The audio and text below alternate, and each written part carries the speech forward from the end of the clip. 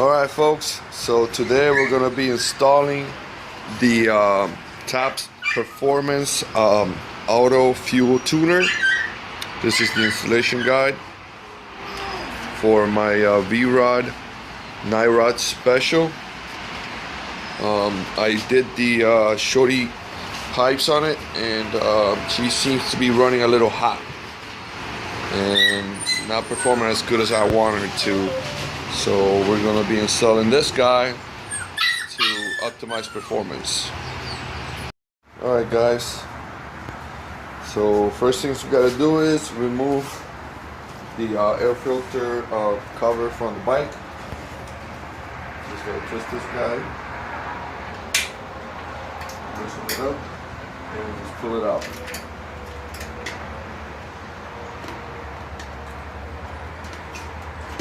Set it aside and careful not to scratch it.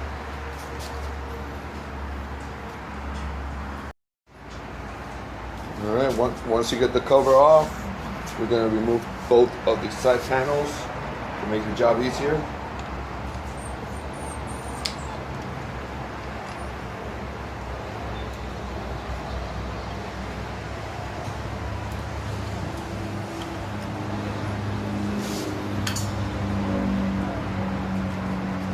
And we're going to set them aside.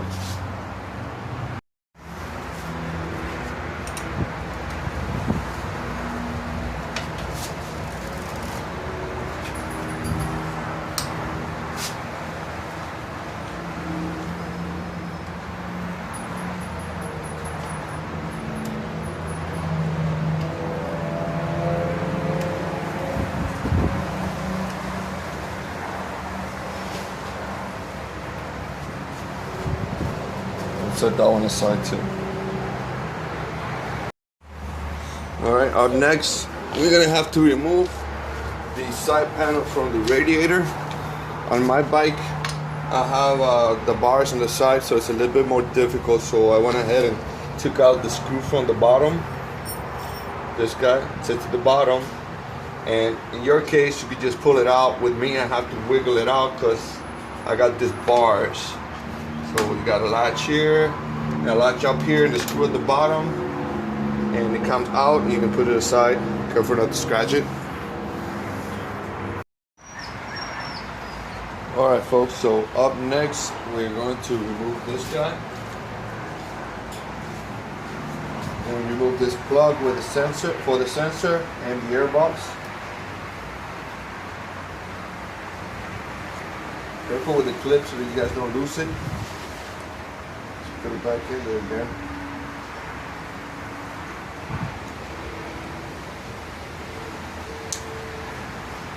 Put that aside. This will just clipped on.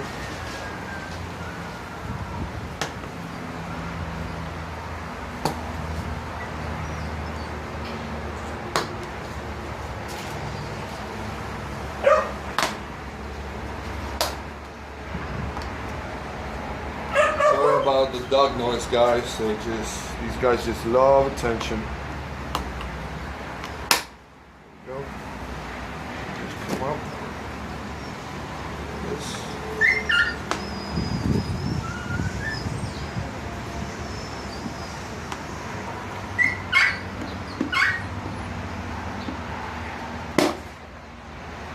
There we go.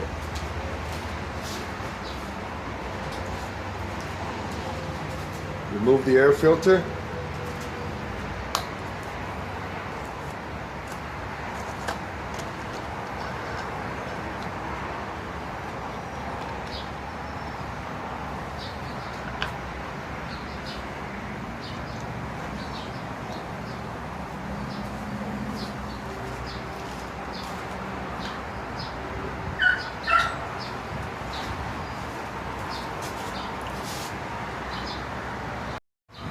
Up next, you guys got to remove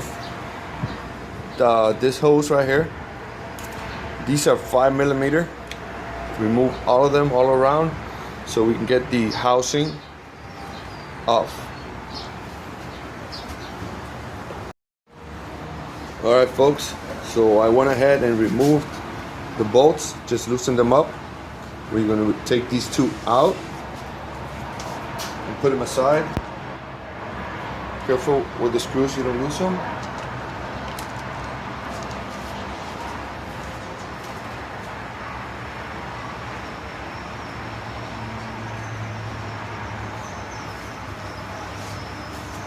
We're going to remove the hose that I was talking about earlier from here. Feed it through here.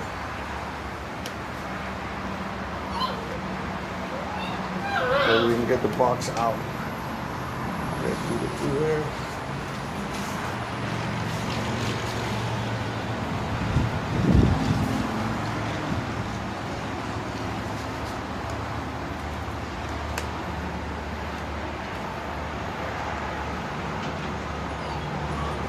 Goes.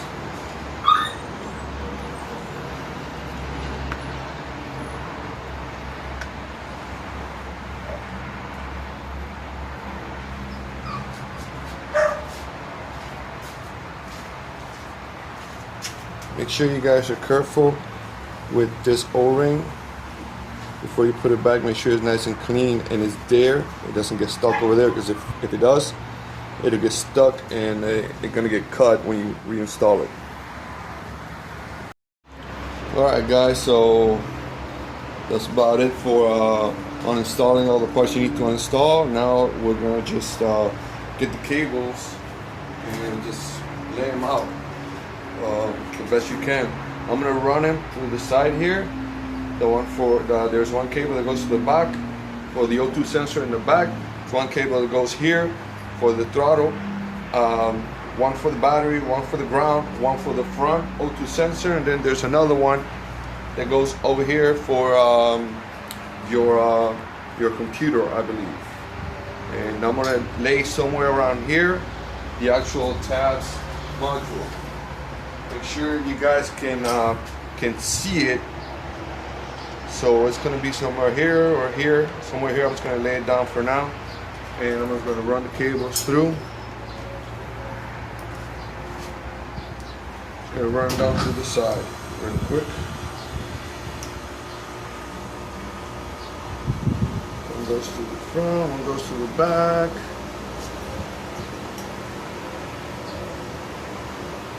Alright. So right here, I'm just gonna pick them one by one. So let's start in the back. We're gonna go from the back to the front.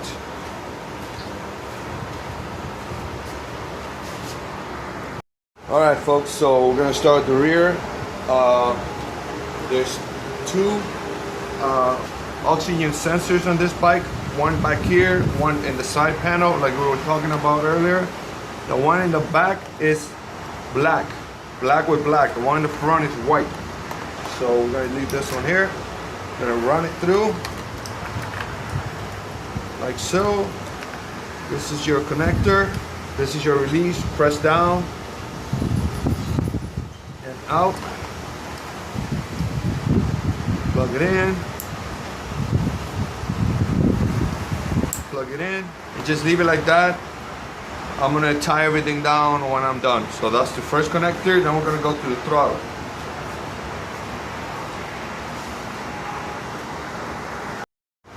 All right. Next up will be your throttle connector. Now I don't know why they did it so long. If I'm just gonna sit it right here, I got all this extra cable, but you gotta work what you got. So just lift this stuff up. Connector comes out. Now it's a blue and purple connection, and this is a green connector. I don't know why they did that, but it is the same. So we're gonna plug this guy in. Come on.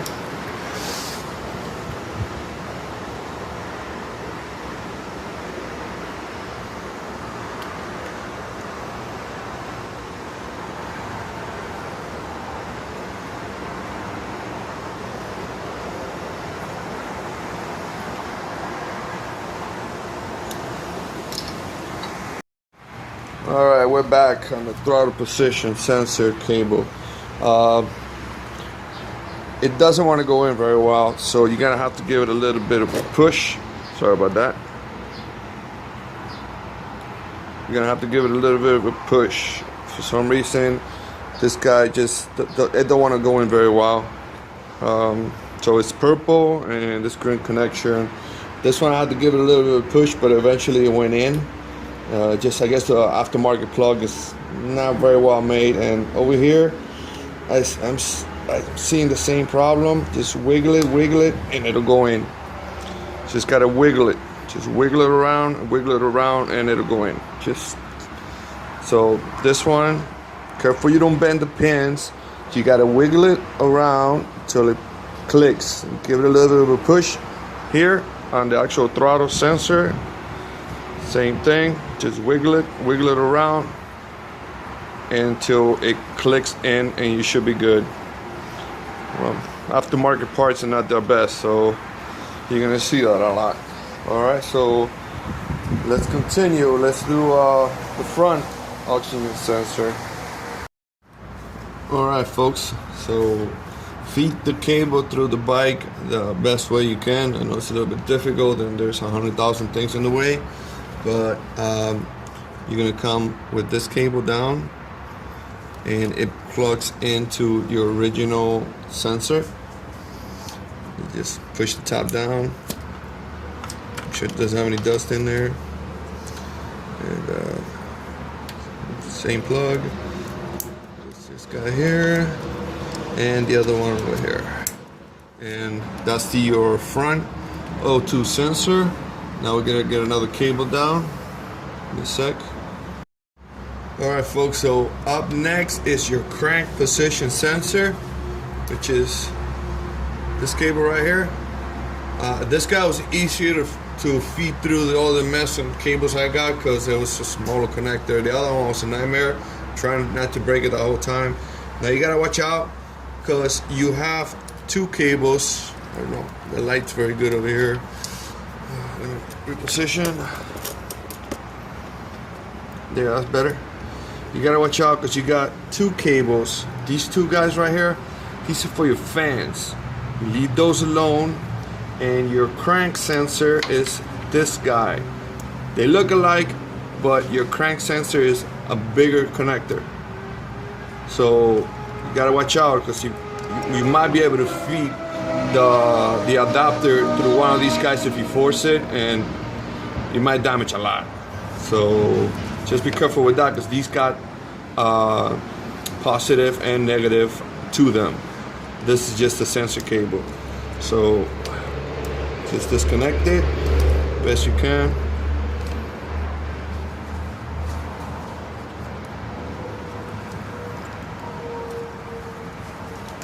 There you go. Connect, run this guy through. There you go, right there. That's neat. And reconnected.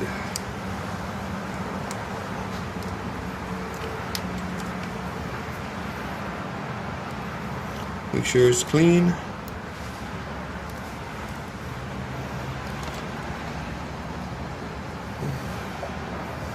All bikes are a little bit different, so it all depends on the bike you got, things you got to do to it.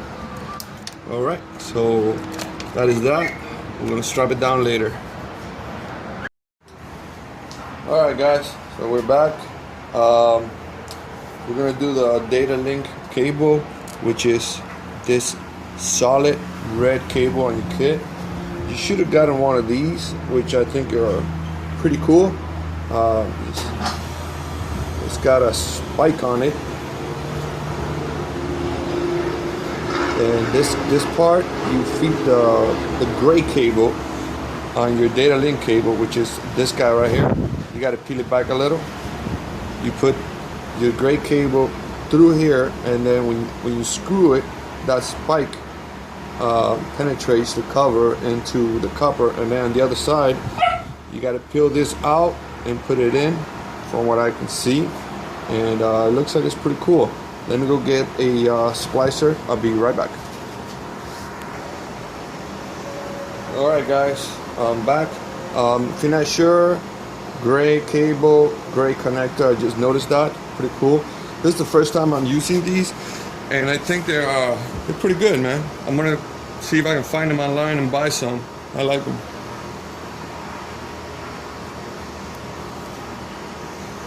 That's most of that.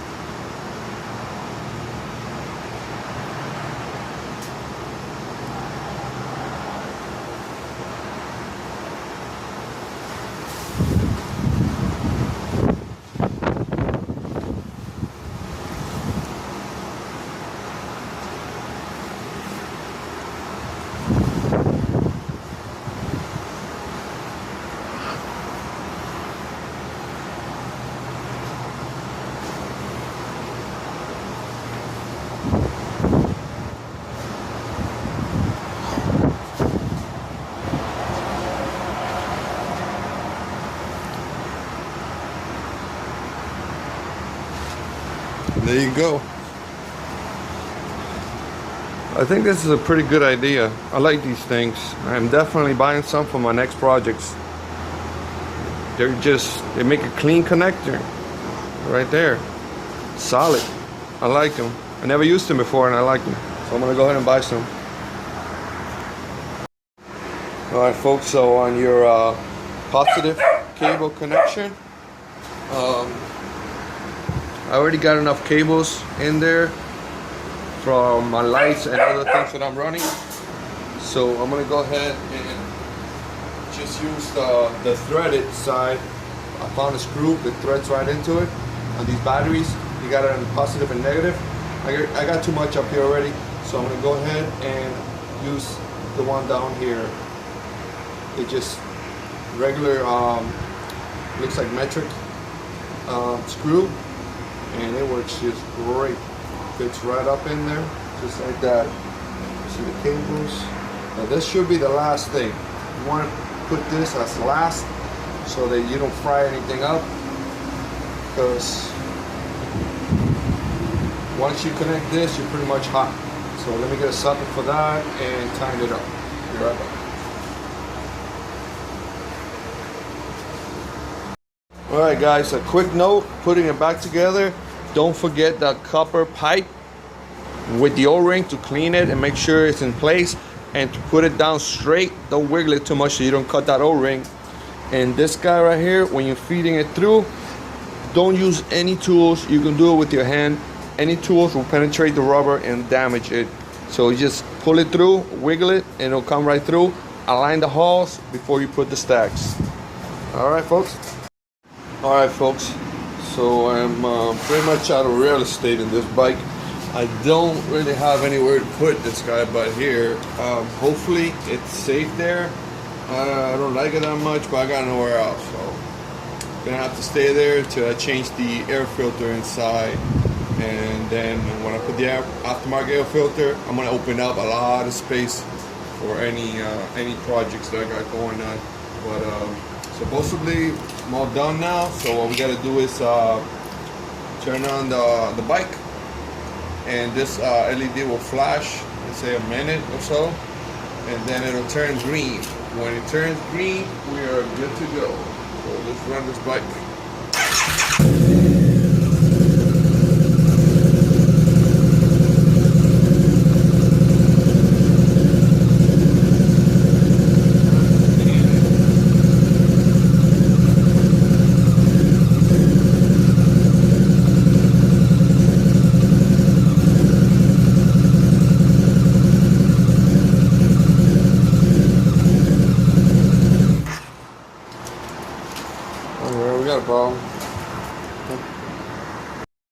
Alright guys, ran into some major problems when I thought I was finished.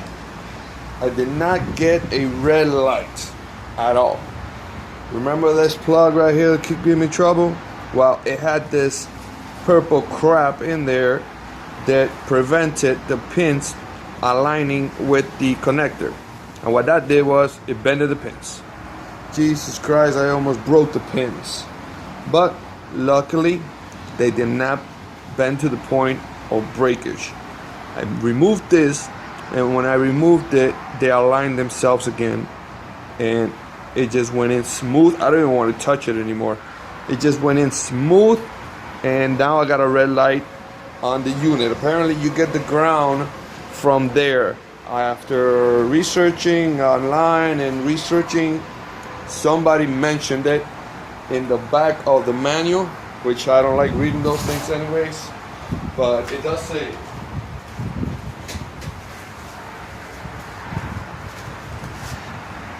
See if I can bring it out. Right in there. That purple crap connector, this connector. Just take it out, make sure the pins are aligned, and throw this piece of junk connector away. This thing almost broke my pins. Luckily, nothing happened and it's safe. But just one note: watch out when you're trying to put it back in. You can damage it. Remove the purple connector. All right, fellas. So ended up being that purple connector. So let's give this a second try. Hopefully everything back buttoned up. See, we got the light. It's good news. We should be able to run it now with no problems.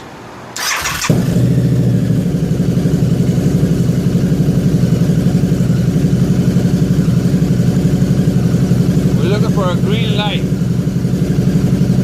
Should flash reading to it turns green. And then the bike should be running fine.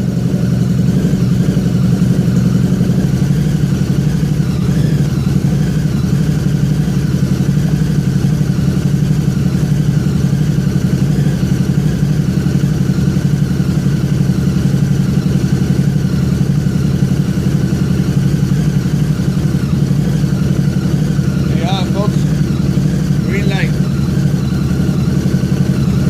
don't know how well you can see it, but I can see it. Maybe in the dark is better, but we got a green light, so this guy finally turned green. And it did change the way it sounds. The bike sounds different. Yeah, the bike definitely sounds different, smoother. I can tell it's smoother. So, all right. So next up will be the airbox, aftermarket airbox. But for now, gotta save some money for that. Take care, guys. I'm gonna give it a try later, see how it runs. I might do a video. Y'all have a good day.